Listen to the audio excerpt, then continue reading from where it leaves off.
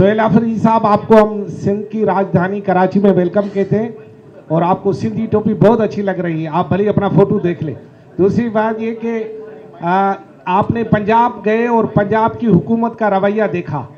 आप सुबह से सिंध में हैं, सिंध और सिंध के अवाम और सिंध की हुकूमत का रवैया भी मुस्लिम लीग नून जैसा है या बेहतर पाया आपने? अच्छा, सिंध में अभी तक तो मुझे शहीद बेनज़ीर भुट्टो साहिबा, शहीद जुल्फ़िकार अली भुट्टो साहब उसकी हुकूमत नज़र आ रही है, लेकिन देखते हैं कि आगे ये जरदारी साहब की होती है या यही रहती है, तो आगे देखेंगे। और अल्हम्दुलिल्लाह अभी तक जो है हम मुतमईन हैं। सोहेल आफरीदी साहब, आपको हम सिंध की राजधानी कराची में वेलकम कहते हैं और आपको सिंधी टोपी बहुत अच्छी लग रही है। आप भले ही अपना फोटो देख लें। दूसरी बात ये कि आपने पंजाब गए और पंजाब की हुकूमत का रवैया देखा।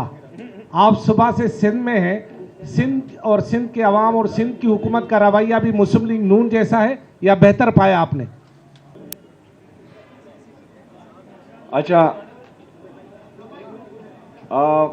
सिंध में